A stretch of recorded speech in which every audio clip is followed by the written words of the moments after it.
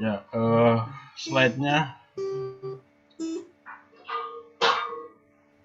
ya, yang ingin menyampaikan sesuatu silahkan, kalau tidak mic-nya dimatikan, di mute. Rois, dimatikan mic-nya Rois. Ini sekali lagi saya ingatkan ya Rois ya, kalau kamu tidak ingin menyampaikan sesuatu, mic-nya dimatikan ya. Kamu dari kemarin tuh main gitaran terus ya. Itu ya. Oke.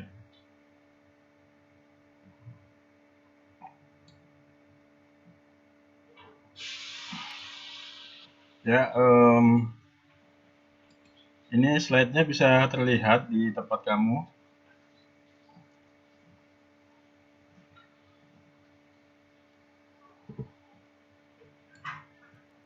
Halo, apakah slide saya bisa terlihat? Bisa, Pak. Baik, kita lanjut ya.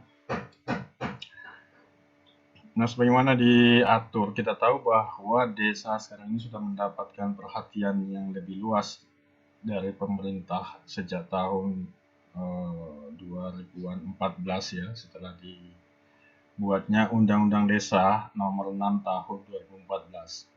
Salah satunya adalah disebutkan bahwa tujuan pembangunan desa itu paling tidak ada 3 hal yang harus dicapai. Yang pertama adalah meningkatkan kualitas hidup manusianya, yang ukurannya itu, indikatornya adalah IPM, Indeks Pembangunan Manusia atau Human Development Index ya. Kemudian selain quality of life, juga kesejahteraan masyarakatnya baik dalam bentuk dari sisi ekonomi maupun dari sisi sosialnya.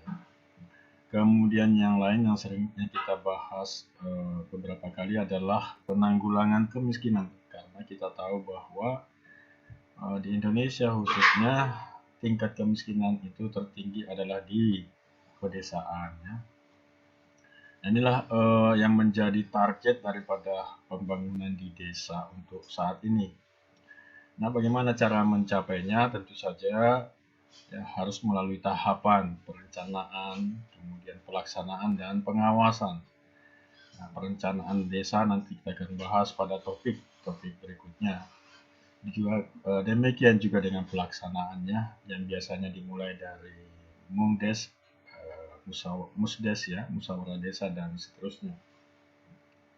Nah, di dalam tahapan-tahapan ini tentu saja ya harus dilandasi dengan apa yang disebut dengan local wisdom, kearifan lokal, yaitu di mana kita tahu di desa ya budaya kebersamaan, kekeluargaan, kegotong royongan ya itu sangat kental di desa.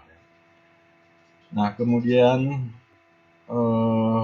pembangunan desa ini untuk mencapai target yang 3 tadi, ya, kualitas hidup ditingkatkan, kesejahteraan masyarakat desanya ditingkatkan, mengurangi tingkat kemiskinan dan seterusnya, maka paling tidak di dalam perencanaan desa itu ya haruslah mengutamakan satu ya basic needs atau kebutuhan dasar. Apa saja kebutuhan dasar daripada masyarakat desa?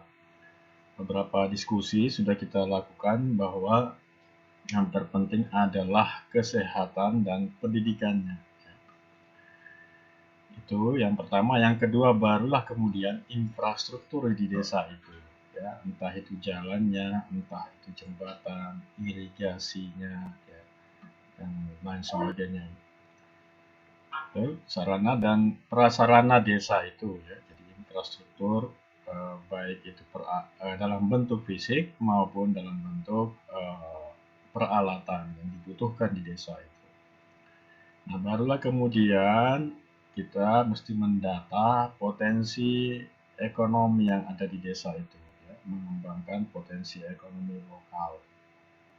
Nah, saya kira di dalam diskusi di topik 2 Anda sudah banyak menyampaikan ya potensi ekonomi di desa seperti apa, karena ada pendapat juga si siapa itu ya, Nurfi siapa itu menyampaikan bahwa potensi di desa itu memang sangat berpotensi karena sumber daya, khususnya sumber daya alam itu adanya di desa ya.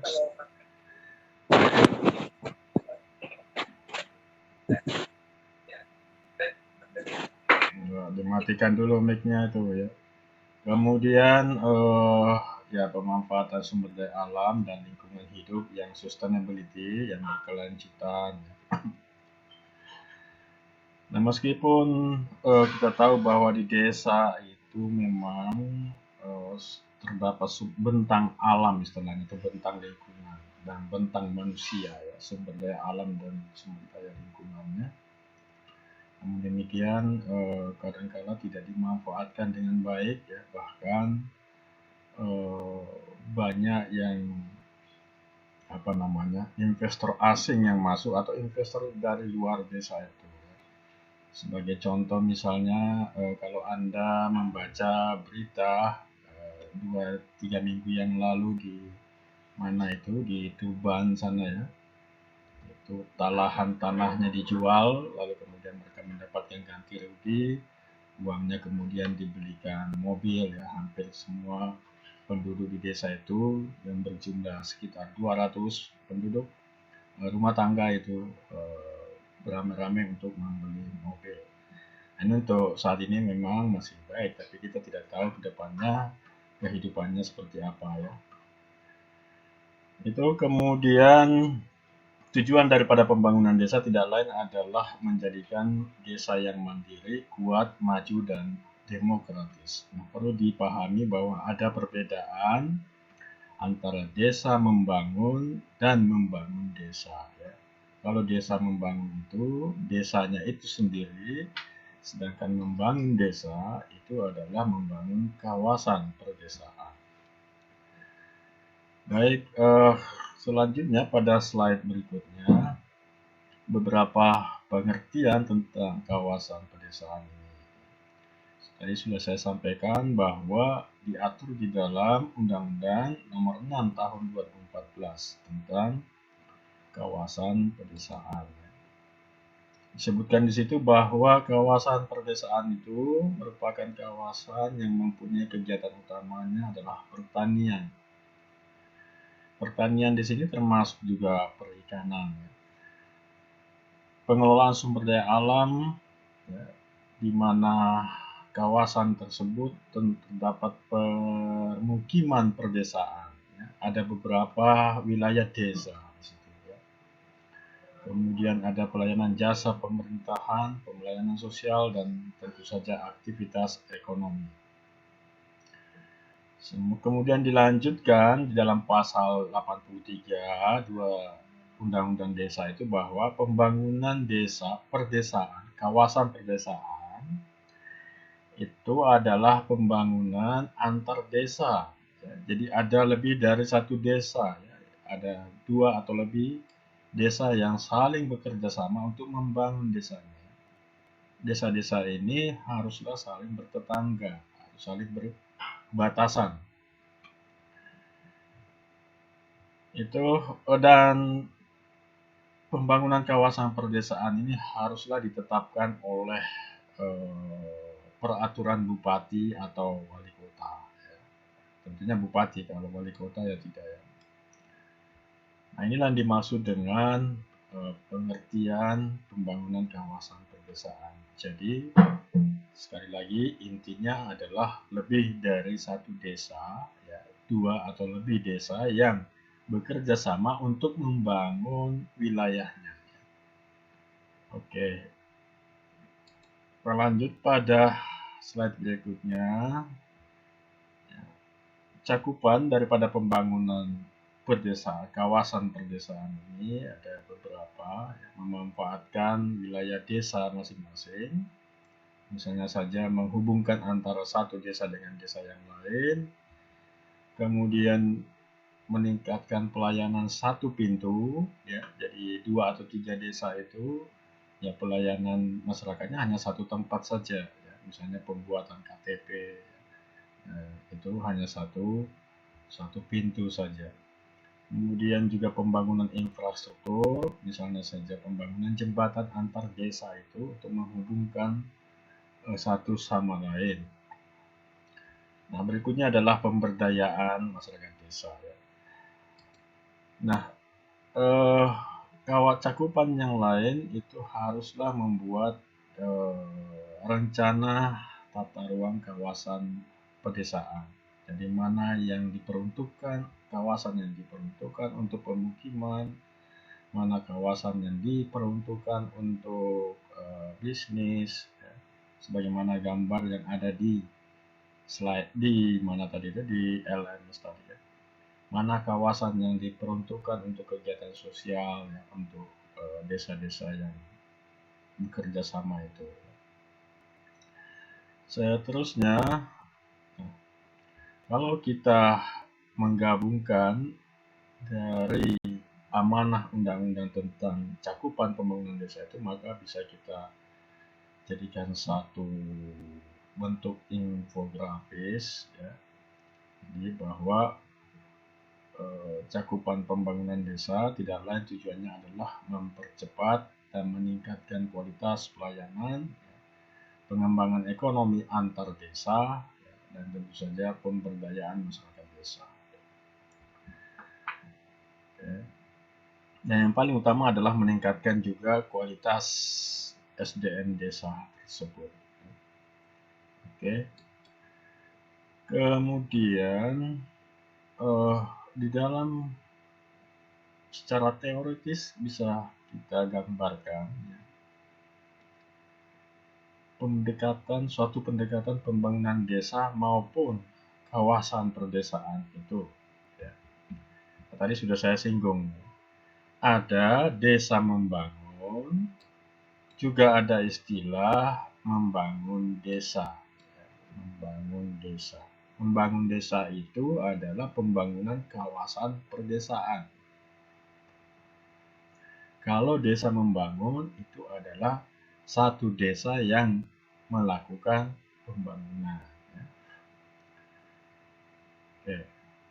Nah, kalau kita membandingkan antara pembangunan desa dan membangun desa kawasan perdesaan, maka tentu saja ya, akan ada perbedaan sedikit, termasuk adalah tujuannya. Kemudian juga acuannya, referensi. Kalau desa membangun, acuannya itu adalah rencana pembangunan jangka menengah desa, akan disebut dengan RPJMDes, yang disusun di dalam Musdes dan Musrenban desa, ya, musyawarah desa dan musyawarah perencanaan pembangunan desa. Sementara untuk pembangunan kawasan perdesaan, acuannya itu adalah rencana pembangunan kawasan perdesaan dan rencana tata ruang yang dituangkan di dalam peraturan bupati ya, yang disepakati oleh masing-masing desa yang melakukan kerjasama. Perbedaan yang lain ada pada pelaksananya. Ya. Di desa, pembangunannya itu dilakukan oleh pemerintah desa dan masyarakat desa, tentu saja dengan semangat gotong royong, dengan memanfaatkan kearifan lokal dan sumber daya alam yang ada di desa tersebut. Sementara untuk kawasan perdesaan, maka sebagai pelaksana atau pelakunya adalah pemerintah pusat. Nah, ini ada campur tangan dari pemerintah pusat. Ya. Kemudian pemerintah daerah, provinsi ataukah kabupaten, ya, kabupaten kota. Kemudian ada pemerintahan desa, kemudian ada masyarakat dan swasta, ya, bisa perguruan tinggi, bisa juga LSM, lembaga swadaya masyarakat. Jadi bisa dibedakan ya antara desa membangun, yaitu membangun desa dengan membangun desa. Inilah perbedaannya di sini. Nah, berikutnya di slide selanjutnya, di dalam membangun pembangunan kawasan pedesaan, maka prinsipnya adalah sama sih ya, sama dengan pembangunan wilayah pada umumnya. Harus ada partisipasi, ya, harus bersifat menyeluruh ya, holistik dan komprehensif, ya, menyangkut berbagai aspek kehidupan masyarakat. Ya. Kemudian yang paling penting juga adalah berkesinambungan, ya, tidak hanya untuk 1 tahun, 2 tahun, tetapi untuk seterusnya. Ya. Karena banyak kita lihat, misalnya contoh, satu desa membangun sesuatu, ya, membangun jembatan misalnya, setahun kemudian rusak lagi ya. Jadi tidak ada unsur untuk digunakan selamanya. Dan seterusnya, ada yang paling penting juga adalah transparansi, kemudian ada akuntabilitas atau pertanggungjawaban. Inilah prinsip-prinsip pembangunan kawasan pedesaan. Saya kira ini adalah prinsip yang umum yang biasa kita gunakan di dalam perencanaan pembangunan. Baik, kemudian tahap-tahapan. Ya, tahap-tahapannya adalah satu, pengusulan. Jadi ada usulan dari berbagai desa, ya, 2 atau lebih desa untuk bekerja sama. Lalu kemudian setelah mereka sepakat, diusulkan ke bupati atau wali kota, bupati atau wali kota. Nah, ini kemudian oleh bupati atau wali kota ditetapkan kawasan desa tersebut yang akan melakukan kerjasama dalam rangka pembangunan kawasan pedesaan. Mana siapa saja nih yang layak untuk bekerja sama. Nah, yang diutamakan adalah desa-desa yang saling bertetangga, ya, saling berdekatan, saling berbatasan.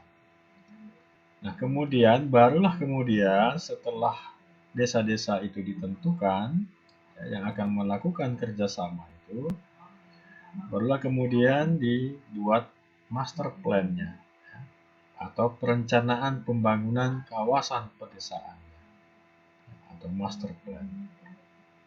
Ini adalah gabungan dari RPJM desa ya, untuk masing-masing desa, ya, yang tentu saja harus disesuaikan dengan kepentingan desa tersebut.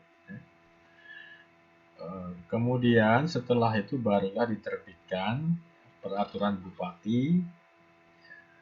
Jadi landasan hukumnya pembangunan kawasan pedesaan ini adalah adanya peraturan bupati. Ya. Berikutnya yang tahap kelima, pelaksanaan. Ya. Nah, disinilah kita bisa mengambil peran ya sebagai mahasiswa, sebagai masyarakat akademisi yang membantu ya, pembangunan kawasan pedesaan itu. Kemudian berikutnya adalah pelaporan dan evaluasi. Nah, tadi sudah saya sampaikan bahwa pelaku atau pelaksana pembangunan kawasan pedesaan ini termasuk di dalamnya adalah pemerintah pusat, ya, provinsi, kabupaten kota, sehingga laporan dan evaluasi hasil-hasil pembangunan pada kawasan pedesaan tersebut harus juga sampai ke pusat dan provinsi. Ya. Ya, ini ada 5 tahapan. Nah, berikutnya yang ingin saya sampaikan juga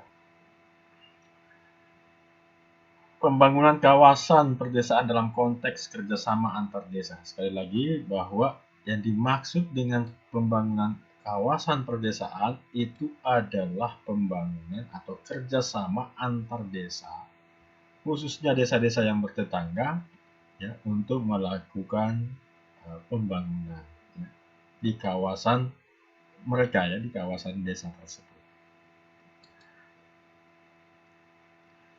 Nah, ini ada contoh ya, misalnya di salah satu kabupaten. Kabupaten 1, saya sebut saja Kabupaten 1. Nah, di sisi lain ada Kabupaten 2. Yang warna hijau ini, hijau muda ini menunjukkan wilayah Kabupaten 1. Di dalam Kabupaten 1 itu ada desa A, ada desa B, ada desa C, ada desa E, yang masing-masing memiliki batas-batas. Nah, pertanyaannya adalah apakah masing-masing desa ini bisa melakukan kerjasama di dalam pembangunan dengan desa-desa yang ada di Kabupaten 2. Nah, tentu saja sesuai dengan undang-undang tidak boleh, tidak dibolehkan. Jadi harus berada pada satu wilayah administrasi kabupaten. Nah, kemudian yang pertanyaan yang kedua, apakah desa A, desa dan desa B itu boleh melakukan kerjasama? Halo, apakah desa A atau desa B itu boleh melakukan kerjasama di dalam pembangunan kawasan perdesaannya?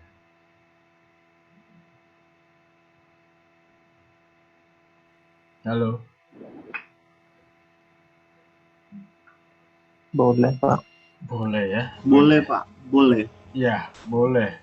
Jadi mereka yang ada di dalam wilayah Kabupaten 1 ini itu boleh melakukan kerjasama pembangunan. Nah, misalnya saja antara desa A, desa B itu pendekatannya adalah pendekatan keuangan. Karena di sini terlihat contoh itu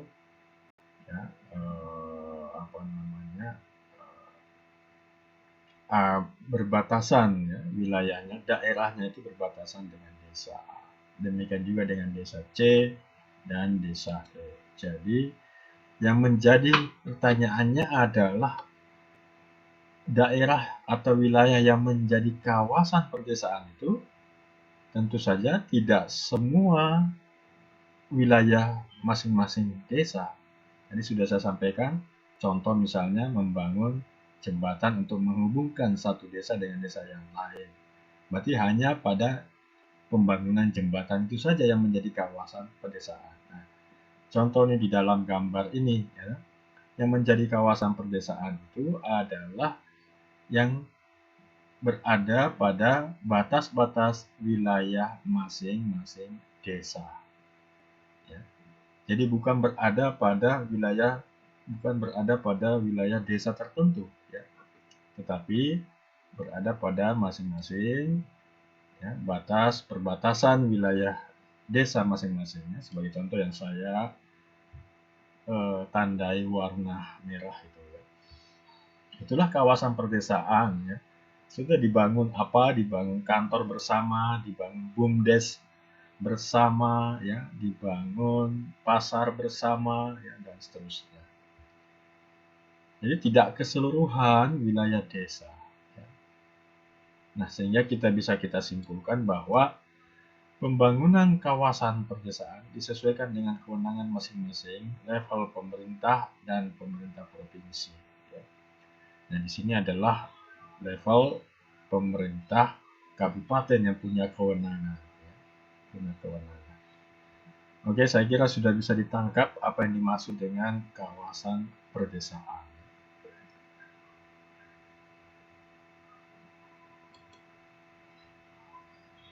Nah, kemudian berikutnya yang ingin saya sampaikan adalah jam berapa ini? Kita 10 menit lagi, lalu kemudian nanti presentasi tugas ya. Program pembangunan kawasan. Jadi yang pertama adalah tata guna kawasan itu. Apakah bisa untuk pasar, apakah bisa untuk tempat perkantoran, apakah bisa untuk wisata, dan seterusnya. Kemudian unit-unit pelayanan, apakah kerjasama di kawasan itu bisa mendirikan sekolah bersama. Jadi tidak seperti sekarang ini kita lihat kan banyak ya. Kalau Anda ke Bantul, ke Sleman, gitu. Tiap desa itu misalnya ada SD gitu ya. Ada TK-nya masing-masing, ada SMP-nya masing-masing, ada SMA-nya masing-masing. Nah, ini kan pemborosan sebetulnya kalau siswanya banyak. Kenapa tidak beberapa desa, ya, misalnya di Bantul apa di Sleman itu yang berbatasan, ya, itu membuat satu sekolah saja, satu sekolah SMA yang bagus, satu sekolah SMP yang bagus, ya, dan seterusnya. Seperti itu ya. Kemudian pembangunan pasar misalnya, untuk kegiatan ekonomi. Ya, dibangun satu pasar saja yang bagus, ya, yang istimewa untuk melayani penduduk yang berada di kawasan pedesaan tersebut. Kemudian infrastrukturnya, jalan pun demikian. Jalan, selama ini kita mengenal istilah jalan desa.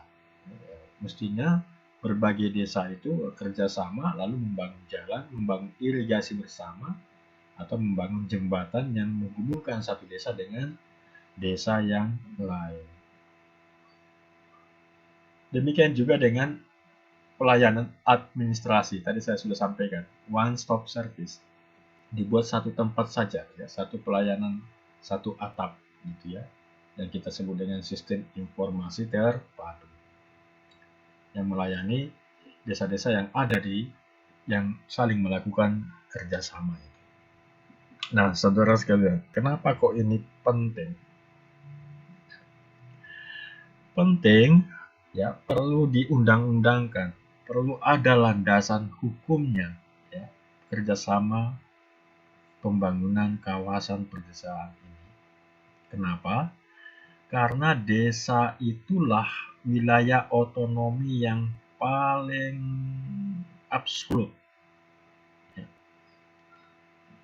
Desa itu punya wilayah otonomi yang mutlak, nggak boleh diganggu-gugat oleh pihak lain.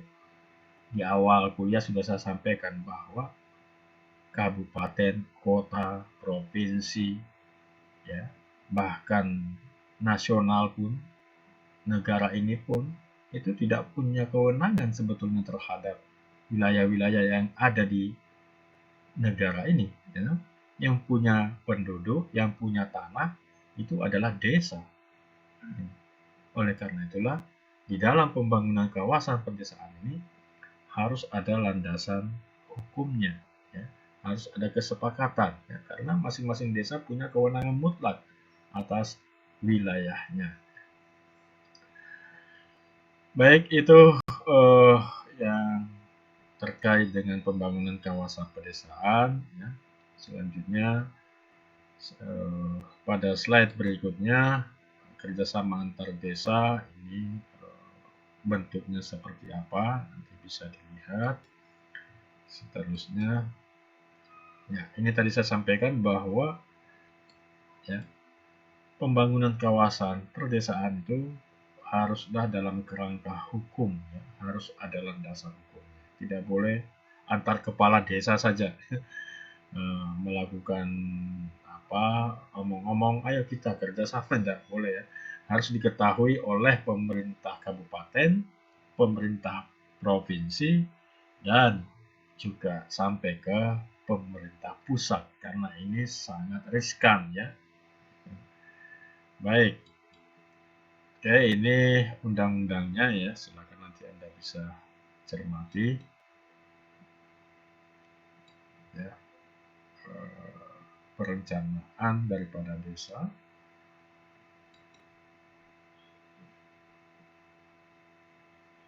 visi pembangunan kawasan pedesaan, yaitu pemerataan pembangunan antar desa, ya, memperkuat desa dan memberdayakan masyarakat. Ya. Saya lanjut aja yang penting-penting.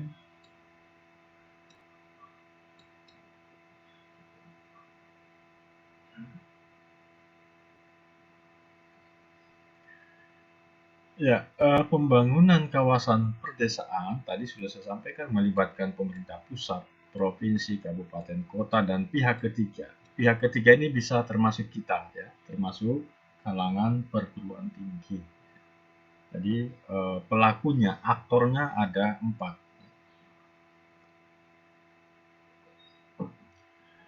Kemudian ini jadi pihak-pihak yang terlibat di dalam pembangunan kawasan desa, ya, kawasan perdesaan. Jadi saya sampaikan ada pemerintah pusat, pemerintah provinsi, pemerintah kabupaten kota, pemerintah desa, ya. Kemudian juga ini ada BUMDes. BUMDes juga bisa terlibat. Nah, pihak ketiga itu adalah organisasi non-profit atau juga dari perguruan tinggi. Ya. Ini teknis, ya, Anda bisa lihat saja apa yang menjadi tugas masing-masing pihak tadi, ya, baik pemerintah pusat, provinsi maupun kabupaten kota ataupun pemerintah desa masing-masing. Baik, sampai di sini adakah pertanyaan?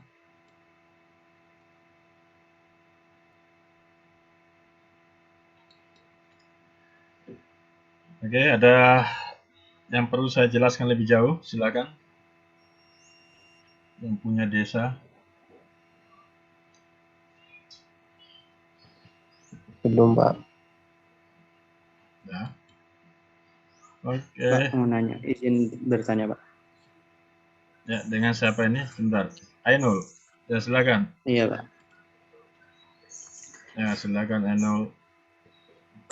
Terkait kerjasama tadi dalam pembangunan desa.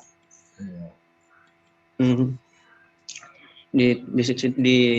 Tadi dijelaskan untuk pembangunan desa biasanya itu harus dilakukan, mengingat itu kemaslahatan bersama agar supaya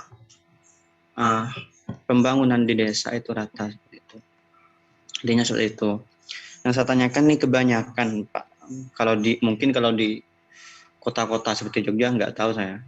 Kalau di daerah saya tuh untuk pembangunan kerjasama antar desa tuh sulit, bahkan di perbatasan.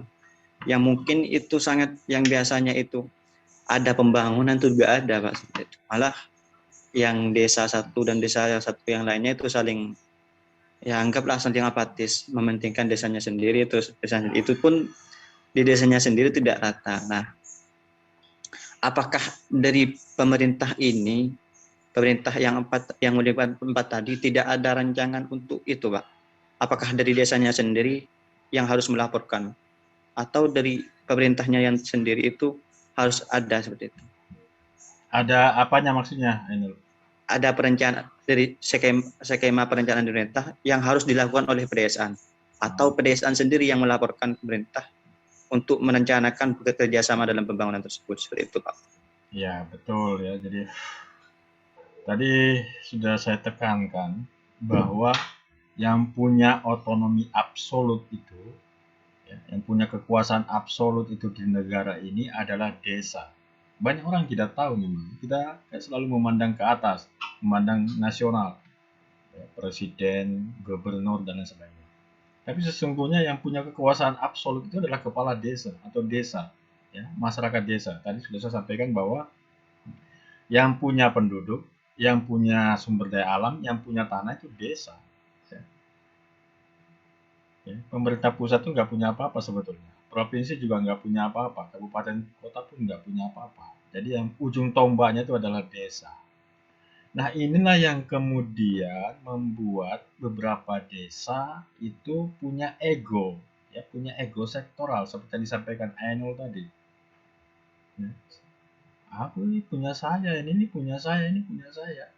Sehingga sulit untuk bekerja sama dengan, belum ada kesadaran, bukan sulit, tetapi belum ada kesadaran untuk kerjasama dengan pihak-pihak yang lain, termasuk dengan desa-desa tetangganya. Gitu, ya. Karena itu di desa itulah absolut kewenangan absolut ada di desa. Ya. Karena negara Indonesia itu ada karena desa. Desa duluan ada, baru ada Indonesia. desa duluan ada dulu, baru ada Yogyakarta. Begitu ya ceritanya. Kalau kita menelusuri histori atau sejarahnya, jadi bisa dimaklumi bahwa masing-masing desa itu bisa jadi mereka itu punya egosentris, ya, punya egoisme. Bisa dimaklumi itu. Dan itulah yang harus bagaimana kita memberikan kesadaran. Ya. Dan sekarang sudah mulai. Kalau di tempatnya Ainul mungkin Ainul perlu terjun menjadi kepala desa di sana. Ya. Kalau sudah selesai nanti, ya, kalau sudah selesai ya, kamu kan sudah sadar bahwa kalau kita tidak melakukan kerjasama kita nggak bisa maju ini, gitu. Nah, karena sudah mengikuti mata kuliah ekonomi pedesaan, gitu kan. Nah, kemudian pertanyaan berikutnya, apakah boleh pemerintah pusat memaksakan aturan supaya desa-desa yang saling bertetangga itu membangun itu kerjasama dengan desa tetangganya yang lain? Tadi sudah disampaikan di dalam undang-undang pembuat undang-undang desa itu sudah sadar ya, nggak boleh dipaksakan itu pembangunan kawasan pedesaan ya, dari pusat, nggak bisa jalan itu. Jadi harus inisiatif sendiri dari masing-masing desa. Ya, tadi sudah kita diskusikan juga kan, harus ada inisiatif dari masing-masing desa, ya, antar desa merasa mereka perlu kerjasama, perlu membangun jembatan untuk menghubungkan masyarakat desa mereka, perlu membangun satu sekolah bersama, perlu membangun BUMDes bersama, perlu membangun puskesmas atau rumah sakit sekalipun, ya, secara bersama untuk melayani masyarakat yang ada di desa-desa itu. Itulah yang dibutuhkan. Jadi harus bottom up, ya. Harus dari bawah, harus usulan-usulan dari masing-masing desa bahwa mereka mau membangun satu kawasan desa, satu kawasan perdesaan yang di dalamnya ada tempat pelayanan administratif, ada kesehatan, ada pelayanan pendidikan, dan seterusnya. Itu usulan dari bawah, kemudian diusulkan ke bupati, lanjut ke provinsi, lalu ke pemerintah pusat untuk mengetahui. Jadi intinya di situ, jadi pemerintah pusat bahkan pemerintah kabupaten kota pun itu tidak punya kewenangan atau hak yang bisa memaksa desa-desa itu, ayo kamu kerjasama dengan desa sana, ya kamu kan bertetanggaan, nggak bisa, ya pasti dilawan sama masyarakat desa, ya, karena bupati hanya punya hak administratif terhadap desa, bukan hak bukan hak sesungguhnya ya toh. Yang punya lahan, punya tanah itu desa, bukan bupati. Nah, begitu Ainul. Jadi ya kamu memberikan kesadaran ke sana kalau bisa melakukan penyuluhan, Bu, yo desa kita ini, Pak Desa, Pak Lurah, kita kerjasama dengan desa sana, kita bangun pasar sama-sama, kita bangun sekolah yang bagus sama-sama, daripada kita bangun sendiri-sendiri, biayanya banyak, dan seterusnya ya. Gitu. Oke, Ainul, seperti itu filosofinya. Baik Pak. Bisa bertanya lagi Pak? Boleh. Kalau seperti itu Pak, berarti rentan di desa itu bisa korupsi lebih banyak daripada kota Pak, seperti itu. Karena hak dari desa sendiri itu lebih absolut daripada pemerintah, seperti itu.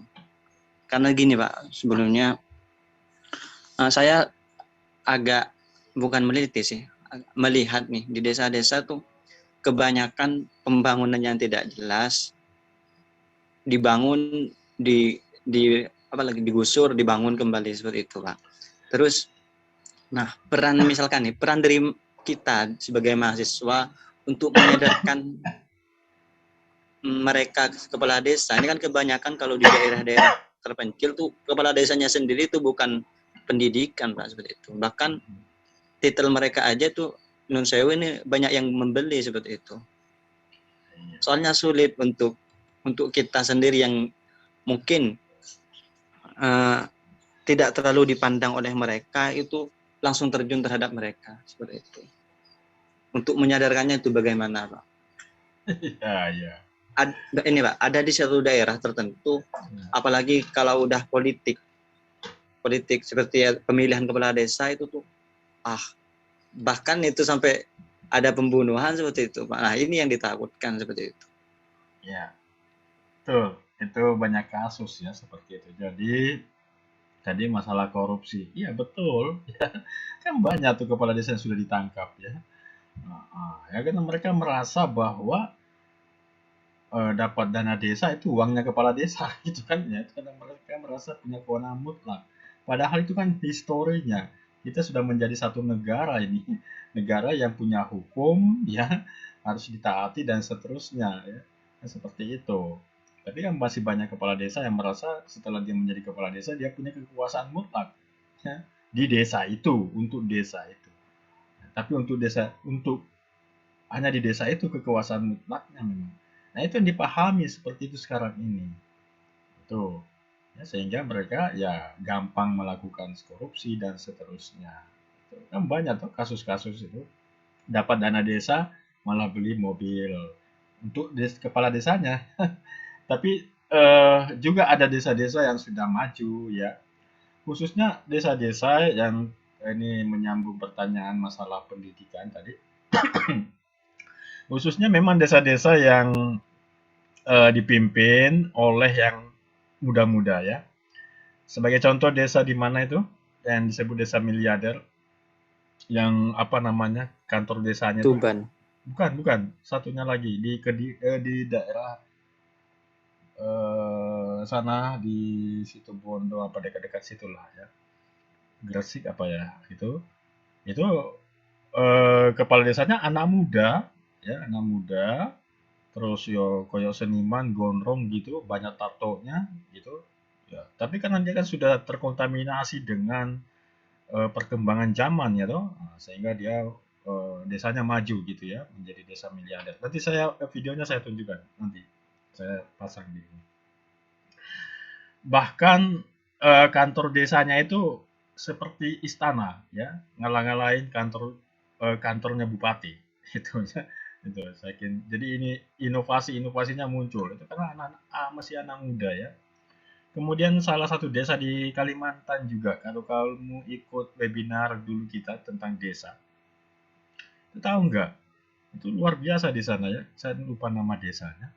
Itu kepala desanya adalah ya tamatan S2, S3 apa S2 Amerika. Nah, siapa yang mau? Sudah S2A lulusan luar negeri, tetapi dia menjadi kepala desa dan desanya sangat maju. Paham ya apa yang saya maksud ya? Jadi apa yang disampaikan Enul tadi persoalan-persoalan, kepala desanya masih kuno, masih ini, memang itu masih banyak. Di Indonesia ada 75.000 desa. Ya, tentu saja kepala desanya tidak semua berpendidikan yang baik ya. Dan banyak sekali kepala desa yang terpilih itu bukan karena kapasitasnya, bukan karena kemampuannya, tapi bisa jadi karena keturunan, karena ada apa namanya, bisa jadi karena yang dituakan misalnya ya dan seterusnya.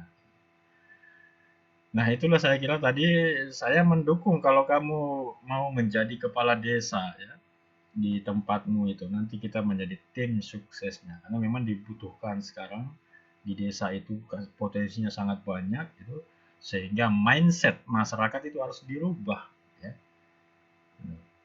Bahkan ini pemerintah sudah menyusun rancangan undang-undang itu Kementerian Desa, peraturan mengenai syarat menjadi kepala desa itu minimal S1.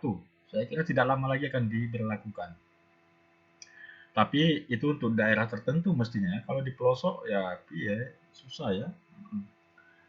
Tidak lama lagi akan diberlakukan itu ya. Oleh karena itu banyak kepala desa sekarang ini yang kemudian studi lanjut kuliah lagi ya, kuliah. Di Jogja banyak sekali ya, di tempat kita banyak kepala desa yang melanjutkan kuliah ya, khususnya di Fakultas Hukum, karena tidak lama lagi peraturan itu akan diberlakukan bahwa syarat untuk menjadi kepala desa itu adalah S1. Ya, padahal syarat untuk menjadi presiden itu hanya tamat SMA saja sudah boleh jadi presiden di Indonesia. Berarti desa lebih lebih canggih gitu. Saya kira itu persoalannya ya Nul ya. Jadi kalau kamu mau bagaimana Pak caranya saya sebagai mahasiswa eh, ya kamu gimana bergaul di sana, bagaimana memberikan pencerahan kepada masyarakat atau sekaligus nanti kamu mencalonkan diri jadi kepala desa ya. Atau memberikan masukan-masukannya kalau di desa itu sudah punya website dan lain sebagainya kamu bisa memberikan masukan-masukan. Dan saya kira saya kira juga di beberapa desa sudah ada transformasi ya dari yang sifatnya konvensional kuno itu menuju kepada hal-hal yang sifatnya modern, ya, tersentuh oleh perkembangan teknologi informasi dan digital misalnya. Ya. Itu saya kira ini ya. Jadi persoalannya di situ. Eh, ya kasihlah saran kepada kepala desanya. Ya, harusnya begini, harusnya begitu, gitu ya. Sesuai dengan fakta data yang kamu punya. Dan kenapa tidak kamu kalau nanti lulus juga ikut mencalonkan diri menjadi kepala desa. Tetapi biayanya cukup lumayan banyak itu ya. Itu ngalah-ngalahin pemilihan bupati biasanya di desa itu. Ya, ya lihat-lihat situasi ya. Jangan bisa jadi kamu siapa tahu bisa menjadi kepala desa. Kita mendukung, kita nanti menjadi tim suksesnya boleh. Jauh, Pak, jauh. Masih jauh. Jangan pesimis ya. Ada itu ada itu angkatan di atasmu siapa tuh? Hani ya. Hani siapa namanya? Hani. Itu cita-citanya mau jadi kepala desa itu. Dari melihat desanya begitu, kepala desanya kok begini, begini, dia juga agak gimana gitu ya, agak frustasi melihat desanya, pembangunan desanya kok tidak tidak padahal dekat di daerah Gunung Kidul sana. Nah, dia pengen jadi kepala desa. Boleh-boleh saja ya. Karena ke depan itu ya yang pertama ditekankan kepada masyarakat bahwa jangan sampai ada kekuasaan dinasti, kekuasaan yang dikuasai oleh dinasti, ya. Habis bapaknya, kemudian anaknya lagi jadi kepala desa, habis anaknya kemudian cucunya, nah itu yang kita tidak harapkan seperti itu. Oke, yang lain, adakah yang lain? Itu pandangannya seperti itu apa disampaikan Ainul. Kalau tidak ada, saya ingin Anda presentasi ini, kita masih punya waktu sampai jam 10 ya. Oke, masih ada waktu 25 menit. Siapa yang mau mempresentasikan tugas satu dulu? Oh,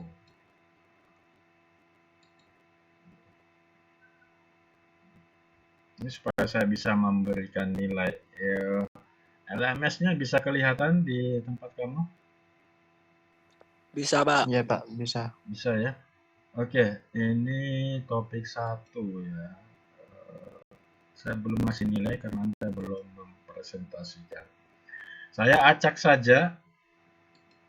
Oh,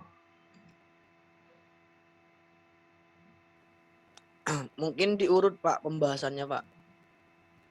ya, bentar. Iya, Pak, saya setuju diurut aja. Supaya nyambung gitu, Pak. Sebenarnya iya betul kata Enol. Pembahasan yang ketiga itu sinkron dengan pembahasan yang pertama dan kedua. Iya maksudnya. Nah ini yang topik satu belum dibahas tugasnya. Saya mau beri nilai. Nah sebagai contoh, yang dua yang ada presentasinya ya, sorry. Salah. Betul ya, yang kedua ya. Oke. Oh betul yang kedua ya. Ini mana ini?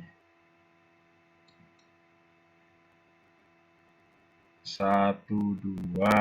Kemudian topik 2. Oh ya, oke. Topik 2 yang ada itunya ya. Yang ada tugas presentasi ya ini.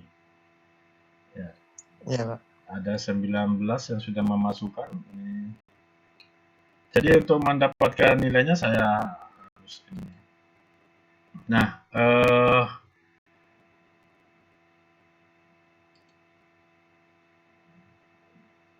Muhammad Tahta belum ada. Ini Pak Iza. Pak Iza ini. Sebentar, ini Pak Iza. Oh, ini. Oke, saya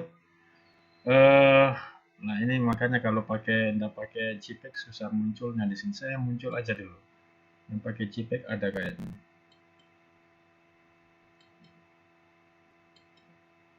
Saya deal Kosim sudah.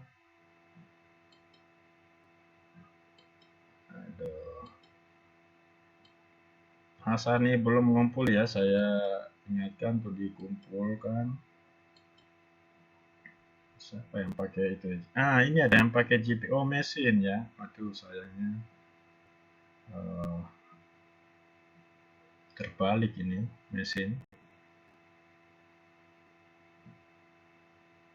Halo mesin. Ya, Pak. Ini gimana nih, punyamu terbalik ini. Silakan kamu presentasi ya. Nggak apa-apa. saya wah, lebih ya gini yang baliknya. Oh, nggak bisa. Kelihatan nggak ini?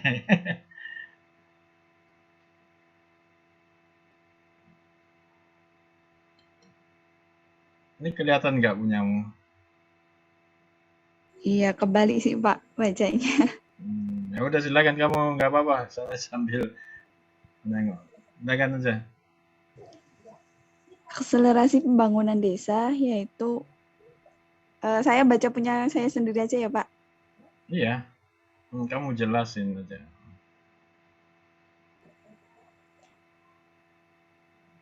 Akselerasi pembangunan desa. Akselerasi pembangunan desa itu dapat tercapai karena adanya pembangunan masyarakat desa yang didanai dari APBN yang dialokasikan untuk dana desa serta diberikan kepercayaan untuk mengelola anggaran desa sendiri. Latar belakangnya adalah adanya kemiskinan dan keterlatar belakangan. Pembangunan pedesaan di Indonesia diatur dalam Undang-Undang Nomor 17 Tahun 2007 tentang Rencana Pembangunan Jangka Panjang atau RPJPN. Pembangunan desa merupakan suatu bagian dari program pembangunan nasional, melibatkan unsur pemerintah, masyarakat untuk meningkatkan kesejahteraan masyarakat desa. Proses interaksi masyarakat dan pemerintah adalah merupakan bentuk sinergi yang dapat menciptakan akselerasi pembangunan desa. Menurut Salrin 2002, 3 macam pendekatan pembangunan desa yang dilakukan perencanaan yaitu mobilisasi, itu masyarakat tidak mempunyai andil apapun dalam merencanakan pembangunan desa. Partisipatif, yaitu perencana dan masyarakat bersama-sama merencanakan pembangunan desa. Akulturatif, yaitu masyarakat sasaran dapat dibebaskan untuk memilih untuk merencanakan pembangunan desa atau tidak memilih. Itu, Pak. Ya, baik. Ada yang mau tanya nggak? Oke, saya lewat ya.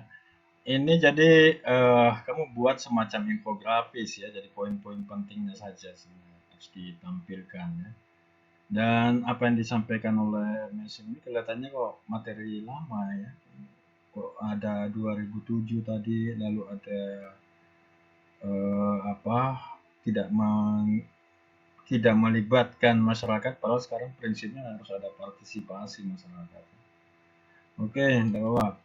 Saya tidak kasih maksimal. Ini nilaimu kasih ini ya. Kamu lihat nilaimu itu. Saya simpan dulu. Ini siapa lagi yang mau presentasi? Saya lihat.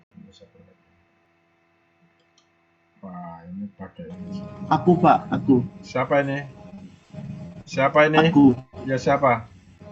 Weldy, Pak. Oh, Weldy. Sebentar, Weldy. Saya cari punya kamu. Ya, Pak. Weldy. Ya. Ya, lain kali pakai itu aja ya. Pakai apa namanya? Nah, ini juga. Ya. Ahmad Herianto dulu. Ahmad Herianto. Halo. Halo, Pak. Ya, kamu presentasi ini bagus sekali nih tulisanmu ini. Baik, Pak. Ini gimana maksudnya ini tulisan ini materi Jadi gimana nih? dikarenakan saya suka menjelaskannya, Pak. Karena Yang mau ini dijelaskan mana poin-poinnya kok nggak ada? jadi kan hanya tentang kritikan, gitu, Pak. Jadi Hmm. tentang Bukan paradigma kritikan, pandangan kritis. tentang paradigma desa ya, Pak. Terus? Di sini saya akan menjelaskan tentang pandangan kritis tentang pembangunan. Dampak keterbelakangan yang dialami negara-negara berkembang seperti Indonesia telah membawa penderitaan terhadap masyarakat. Sehingga upaya untuk keluar dari penderitaan tersebut ditawarkan konsep pembangunan yang mana konsep tersebut berasal dari negara maju. Oleh sebab itu, pembangunan telah banyak menimbulkan dampak sosial, budaya, politik, dan ekologis yang harus ditanggung oleh masyarakat yang dikenai pembangunan tersebut. Selain semua kebijakan pembangunan bersifat top-down, juga atas nama pertumbuhan ekonomi telah mengabaikan aspek sebentar, bersifat apa tadi? Bersifat? Ya, Pak. Tadi bilang apa? Bersifat apa? Bersifat top-down. Apa? Outbound? Bukan, Pak. Apa? Top down. Oh, top down. Ya, turun dari atas ke bawah ya. Lanjut.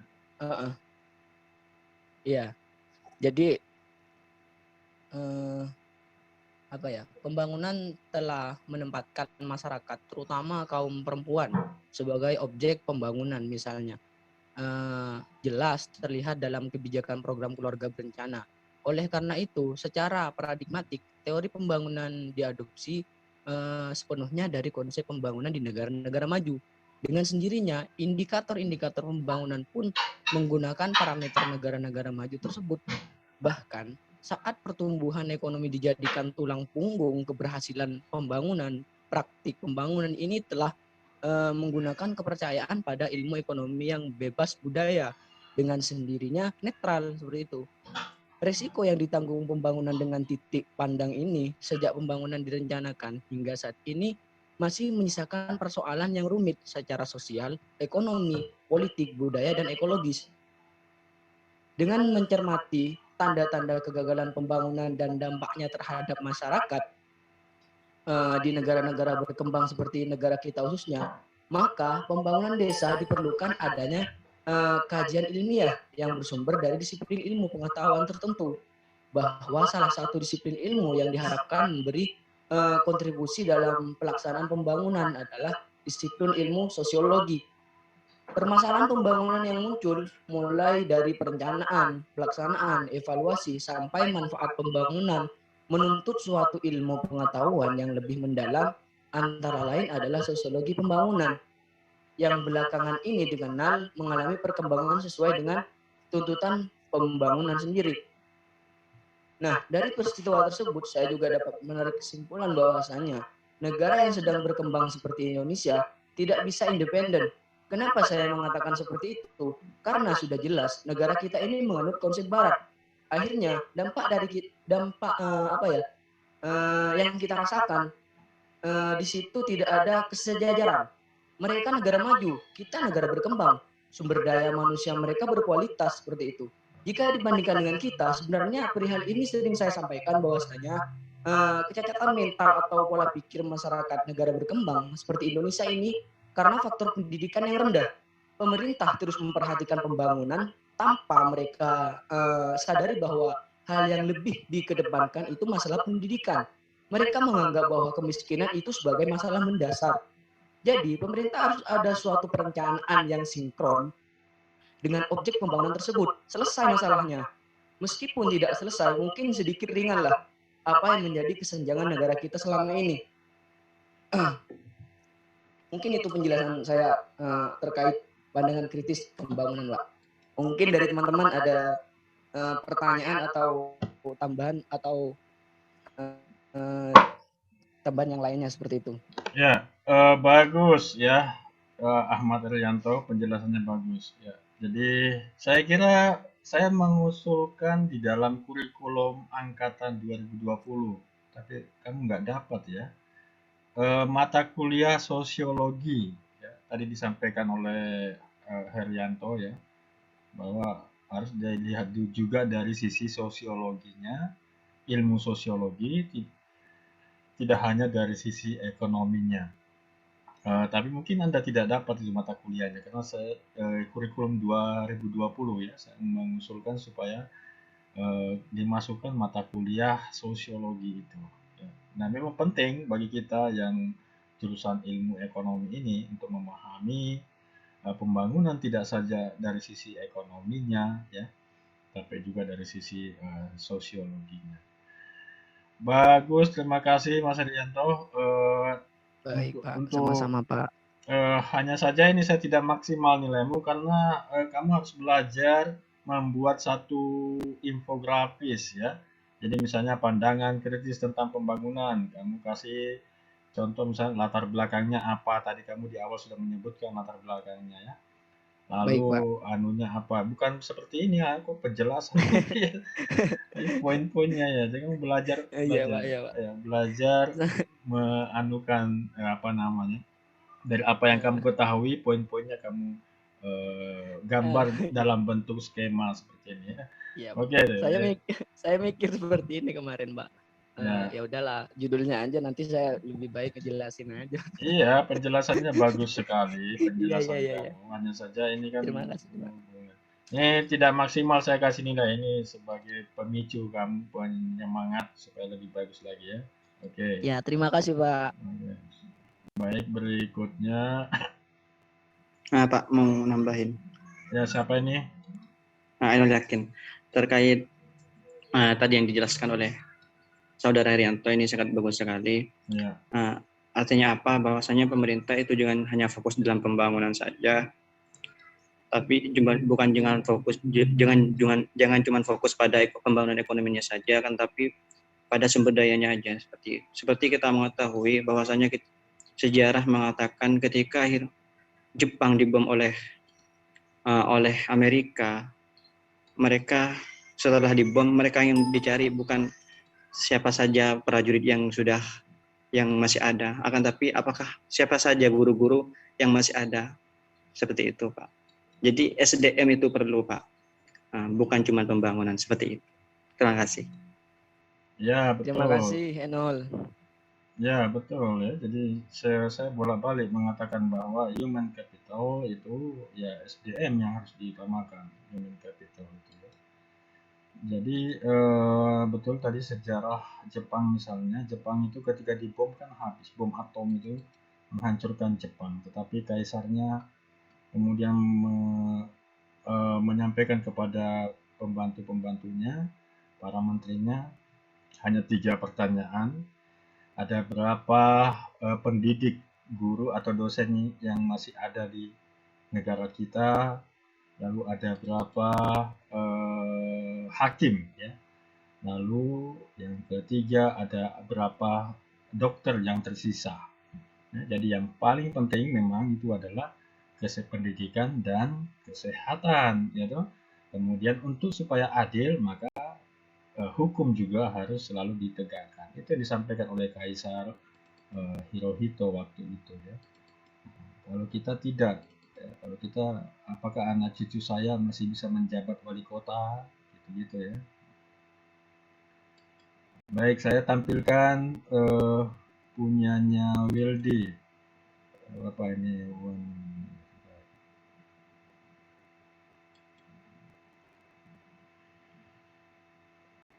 Nah, sekali lagi pendidikan ya, pendidikan penting.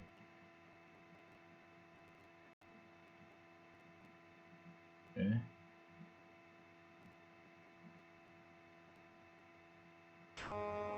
Halo Wildy, bisa Iya, Pak. bisa terlihat PowerPoint-nya? Ya, entar Pak baru mau kebuka ini. Oh, sebentar, saya stop screen dulu.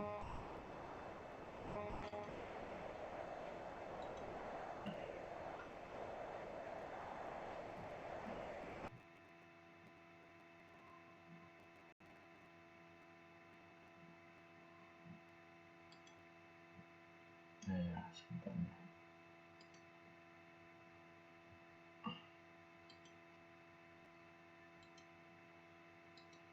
Oke, Wildy bisa terlihat 2 halaman presentasi kamu ini, silakan. Bisa Pak, bisa. Ya, silakan dijelaskan. Ya, Bisa nggak? ya, suaranya putus-putus ya. Oke. Dibesarin nggak Pak? Bentar, saya bisa lihat.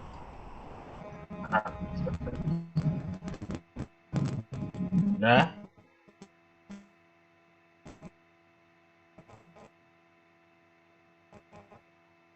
Apa judulnya ini? Atau keterbelakangan Pak? Ya, Dengar nggak Pak? under development. Ya, silakan. Iya, keterbelakangan. Nah, dalam saya itu ada under development atau keterbelakangan. Keterbelakangan ini adalah masalah yang terjadi di banyak negara berkembang. Negara yang pasca Perang Dunia Kedua adalah banyak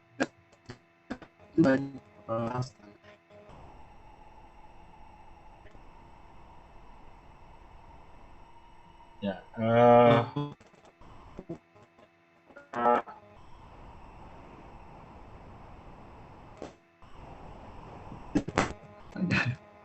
suaramu terputus-putus ya. Terputus-putus ya.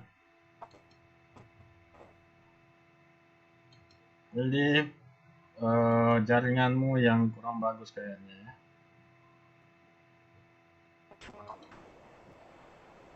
Halo Wildy. Halo, halo Pak. Ya, silakan. Suaramu terputus-putus ya.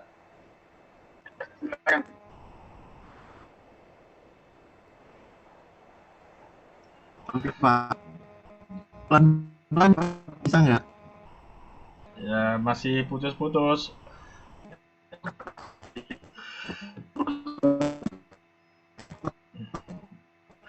Ini kamu di mana nih? Di Candi Gebang? Kok Iya Pak. Di Candi Gebang. nah, ini putus-putus nih, nggak jelas. Coba lanjut ya.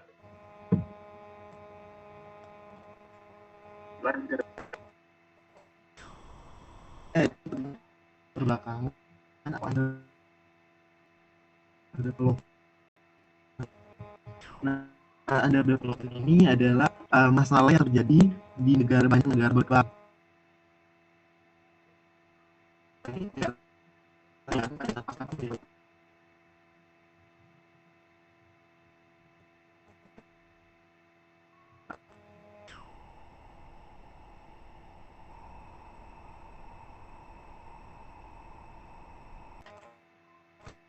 Ya, ada masalah teknis dengan Wildy. Halo Pak.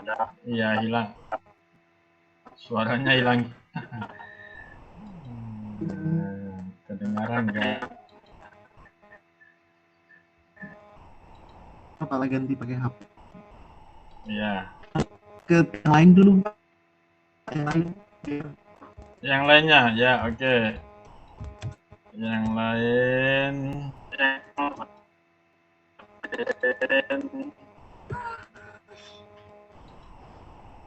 Ya, suaranya terputus-putus ya.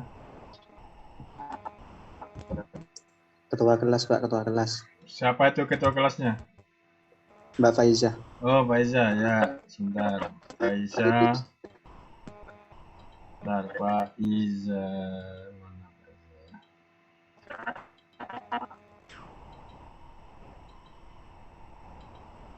Sebentar saya cari dulu ya. Desa sebagai prioritas pembangunan. Saya download dulu ya.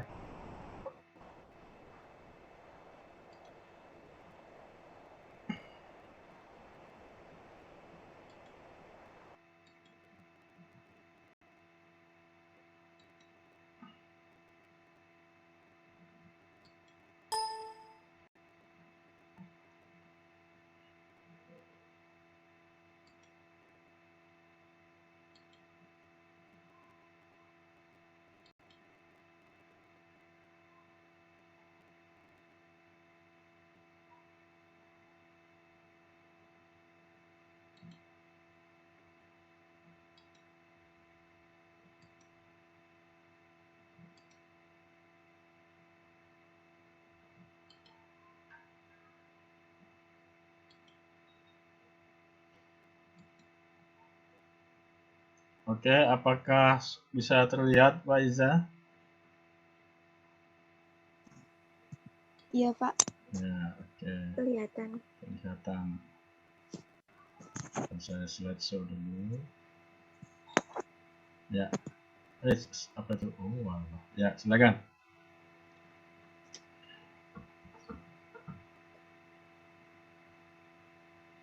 Halo.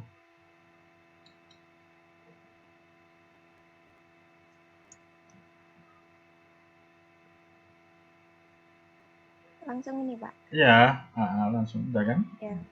Desa sebagai prioritas pembangunan. Desa sebagai prioritas pembangunan, adapun masalah dan tantangan pembangunan di Indonesia saat ini adalah masalah kemiskinan, pengangguran, dan kesenjangan. Dari ketiga masalah pembangunan tersebut, jika diamati secara cermat, banyak berada di daerah pedesaan. Alasan diprioritaskannya pembangunan di desa, yang pertama, itu karena Indonesia merupakan negara kepulauan yang memiliki jumlah desa yang banyak. Yang kedua, masih adanya desa tertinggal. Yang ketiga, tingkat kesejahteraan penduduk relatif rendah. Dan yang keempat, jumlah penduduk miskin di pedesaan relatif tinggi.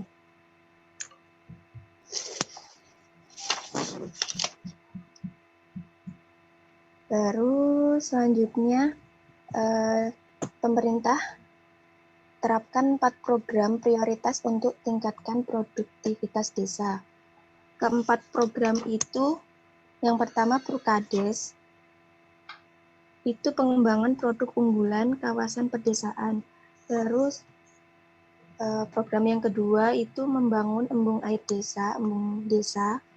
Program yang ketiga mengembangkan badan usaha milik desa atau BUMDes, dan yang program keempat itu membangun sarana olahraga desa atau yang disebut raga desa. Masih Amis. Oke, ada yang mau ditanyakan ke Saya, Pak. Dengan siapa ini? Ya, kelihatan. Hamba Allah. Ainul yakin, Pak. Ya, silakan. Silakan Ainul, ya. Nah, ini yang saya tanyakan terkait tadi, Pak. John, yang slide selanjutnya, Pak, yang kedua. Ini. Nah, ya. Program prioritas percepat pembangunan desa. Ya. Itu contoh konkretnya seperti apa? Prukades, embung desa, BUMDes, raga desa, dan seperti apa contoh di lapangan yang ada seperti itu di desa-desa yang sudah ada. Prakteknya ya, prakteknya. Ya. Best practice. Siapa lagi tadi yang mau tanya? Langsung aja. Biar dijawab semuanya. Saya, Pak. Ya, dengan siapa ini? Saya tidak melihat. Haki, Pak. Siapa? Haki, ya. Haki, silakan. minta tolong slide yang kedua, Pak. Yang ini. Iya. Ya. Itu kan ada 3 golongan yang masih tertinggal di Indonesia. Ada 3 masalah, adanya kemiskinan, pengangguran, dan dengan desa kesenjangan. Nah, itu kan cara mengatasinya salah satunya dengan pembangunan di desa. Nah, apakah meskipun ya bisa dibilang itu masalah yang sulit dihilangkan itu, apakah dengan pembangunan di desa itu lebih baik bisa menghilangkan atau meminimalisir 3 masalah tersebut atau tidak, seperti itu, Pak? Ya, oke, baik. Cukup 2 dulu ya, cukup 2 ya. Baik, Faiza, silakan kamu menanggapi.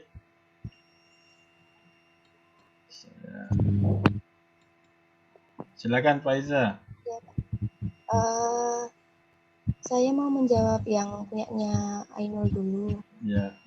Itu kan ada, tadi kan yang ditanyain program prioritas percepatan pembangunan desa kan itu, ada 4 itu tadi kan. Ya. Nah, kalau yang setauku ya, itu kalau yang BUMDes itu kan mengembangkan badan usaha milik desa. BUMDes itu misalnya di suatu desa tuh kayak ada usaha, misalnya BUMDes pengelolaan sampah gitu loh. Jadi nanti kayak di suatu desa itu punya badan usaha yang mengelola limbah sampah. Gimana yang jelasinnya? Ya itu kalau di desa aku sendiri itu ada kayak gitu, BUMDes buat pengelolaan limbah desa. Jadi dari pengelolaan limbah desa itu, limbah sampah itu nanti kan ada kayak apa? Kayak ada penghasilannya gitu loh. Nanti masuknya juga ke desa. Terus ada juga kayak badan usaha BUMDesnya tuh kayak itu loh, apa? Kayak bikin kayak toko gitu.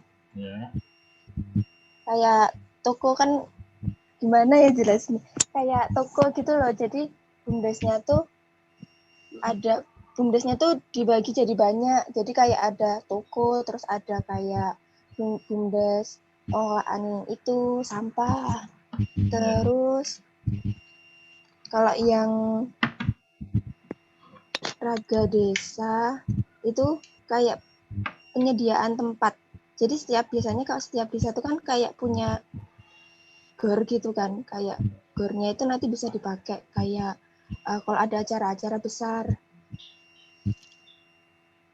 kayak pordes atau yang lainnya. Terus kalau yang air desa itu buat ini kan kayak sanitasi air. Kan kalau embung itu kan embung tuh itu loh buat penampungan air. Ya. Penyuling apa kayak ada penyuling, ada kayak itu loh pompanya kayak gitu. Iya. Terus apa yang kurang? Terus yang pengembangan produk unggulan kawasan pedesaan Prukades itu yang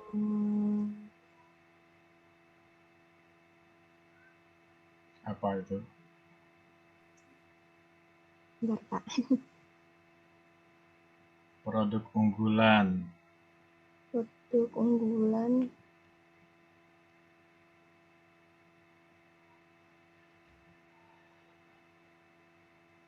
Misalnya di suatu desa punya hasil apa gitu bisa dijadikan sebagai produk unggulan sehingga bisa menjadi pendapatan bagi masyarakat desa itu, ya kan? Produk unggulan. Nah, nanti ya apa? Itu tadi. Walah. Kan udah dijawab sama Pak Ari itu. Ya, terus Iya, bagus. Ya, pertanyaannya Haki. Ayo. Kalau pertanyaannya Haki tadi yang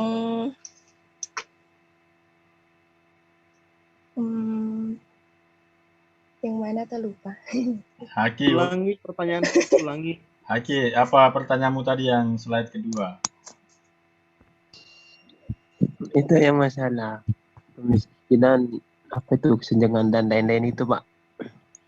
Kalau semisal memang di desa mengandalkan desa untuk mengubah 3 masalah itu, apakah kedepannya di Indonesia itu dengan banyaknya kemiskinan dan pengangguran, satu desa itu bisa meminimalisir atau bisa dibilang menghilangkan lebih banyak pengangguran gitu loh, Pak. Solusinya itu seperti apa gitu? Oke, ya silakan Pak Iza. Solusinya kalau yang pertama itu kalau harus meningkatkan taraf pendidikannya. Jadi kan kalau di desa itu kan taraf pendidikannya emang masih kurang. Jadi masih banyak orang-orang yang lulusan SD, terus belum banyak yang mau tingkat pendidikannya tuh masih rendah gitu. Jadi kalau untuk mengurangi kemiskinan sendiri tuh jadi dimulai dari itunya dulu, dari meningkatkan taraf pendidikan, biar nanti kan kalau semakin tinggi pendidikannya nanti kalau nyari kerjaan pun itu kan lebih mudah. Terus kan biar kalau semakin tinggi tingkat pendidikannya juga bisa membuka lapangan pekerjaan sendiri, jadi tidak tergantung dia mencari pekerjaan, jadi dia bisa memberikan lapangan pekerjaan sendiri gitu. Oke, baik. Tambahin, Pak, bisa nggak? Ya, silakan. 1 detik. Kedengaran kan ini? Kedengaran? Ya, Iya, Willy. kedengaran. Kedengaran. Siap. Tapi Masalah pengangguran. waktu kita sudah mepet ini, Willy. Minggu depan lagi aja ya. Oh iya, nggak apa-apa. Ya. Baik, saya mau minta pendapat. Di sini ada temanmu yang namanya Hajar Daroja. Ikut nggak kuliah ini? Ada Pak, ada. Oke, ada orangnya. Mbak Hajar ada? Halo, Hajar Iya, Bos. Pak. Ya. Halo. Ya, Hajar, saya minta pendapatmu tentang diskusi ini.